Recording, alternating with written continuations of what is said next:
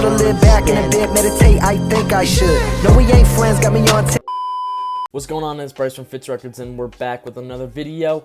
In today's video, we get the long-awaited, anticipated review to Logic's latest release, Vinyl Days. I know I'm a month late, but I wanted to sit for the album for a while. Had a lot of stuff going on in my personal life, stuff like that, but we're finally here, and we're going to be reviewing the album in full. The way I'm going to do this is I'm going to go through the rankings of substance, lyrics, production, features, replayability, and give an overall rating. Now, I'm not going to go into a track-by-track basis really in depth because I already did a Vinyl Days tier list. If you want to watch that, I'll link that up here so you can watch that, where I go through each track, rank them all. You can see my thoughts and opinions on each and every track. But to kind of gloss over that, generally my favorite tracks on this album, we got 10 Years featuring Royce da 5'9", Portal 1 featuring the RZA, I Guess I Love It featuring The Game, and BLACKWHITEBOY. Those were like really standout tracks for me, especially a month later after listening to this, even after I made this tier list. Those are the tracks that have really stuck with me, and I'm still listening to the album in full. I listened to it in full yesterday, literally, just because. Like, I'm still listening to the entire album.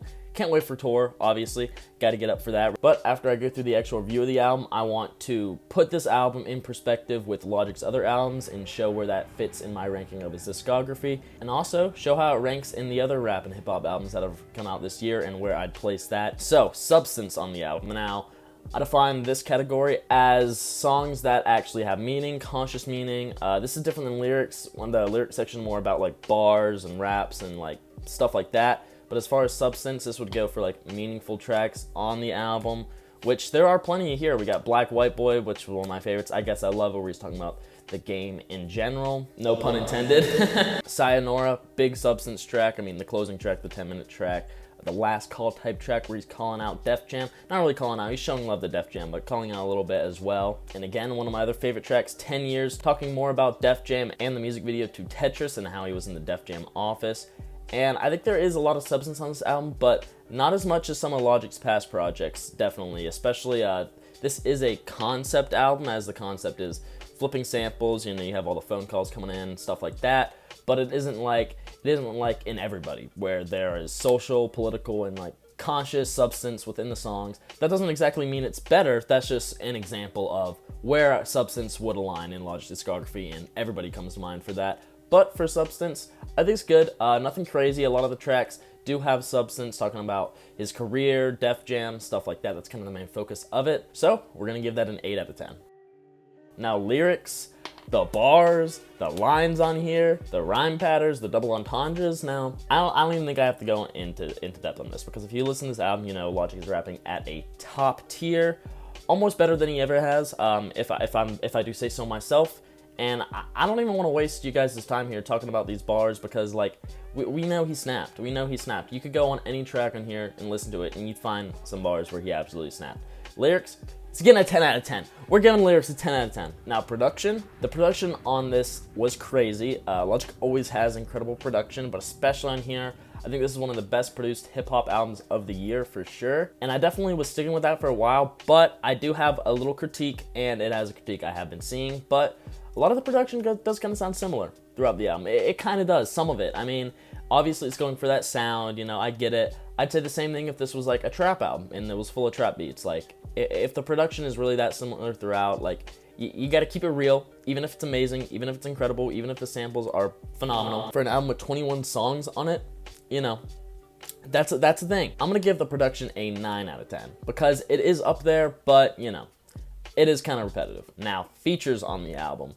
I'm not even gonna go on and list all the features on the album because there's like 30 or something fucking crazy like that. But the features absolutely did their thing. I can't think of a single bad feature on here. They all performed to the highest ability, which honestly says a lot about Logic. People take him seriously. If they're gonna be on his album, they're going to perform. Some of my favorite features on here are Nezi Mamadou, Curren, Action Bronson. I mean, I could go on, but they absolutely killed it. I have no complaints with the features. Even the guest features that were calling on the phone. Funkmaster Flex, I guess, can be considered a feature even though he's hosting the album. Everyone who showed up on this album did crazy. Features get a 10 out of 10.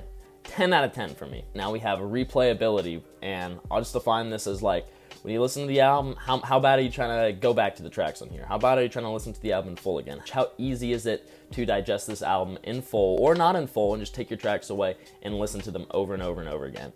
Now, this being an album that is really long, has really short tracks in it. I think the replayability is up there. It is solid. Now, this does kind of go into my little complaint about the production earlier, is the fact that the production is kind of so similar throughout. It can kind of hurt the replayability, in my opinion, at least.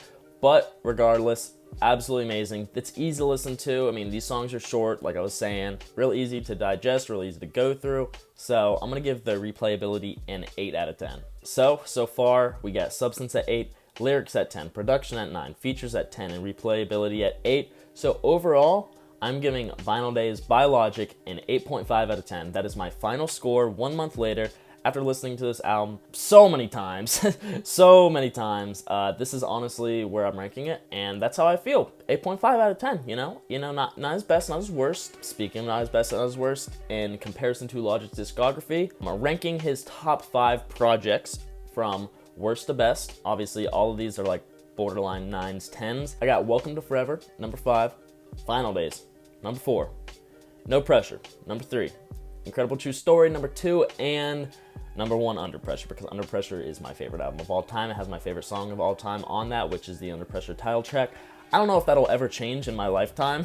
Honestly, something about that album is just extremely solid to me. But regardless, that's where I'm ranking it. It cracked Logic's top 5, so that should say a lot. I mean, his top 5 super solid, especially those top 3. Those top 3 albums, incredibly insane. Didn't quite break that for me. We'll have to see how time ensues. My opinion might change. We'll have to see. And as far as my favorite albums of the year, this did crack my top 5 favorite rap and hip hop albums of the year. So at number 5, we got Future, I Never Liked You. Then I got Ken Carson, X. At number 3, we got Denzel Curry, Melt My Eyes, See Your Future. And at number 2, we got Logic, Vinyl Days. All right, not number 1. Number 1, you know, it is going to be Kendrick Lamar, Mr. Morale, and the Big Steppers. But the fact that Logic made number 2 for me so far in the year is a little bit over halfway over. So that's kind of crazy for me. Logic absolutely snapped. I mean, I think us all fans are happy with this album. I think most Logic fans are happy with what we got with Vinyl Days. And I think most hip-hop fans that even have liked Logic at some point or not are happy with this. I mean, this is an incredible album. We've been seeing that. High critical acclaim. One of his most critically acclaimed albums ever, which is funny because it sold almost the worst in recent memory. Regardless, Logic Snap, very happy with this, and I hope you enjoyed my review.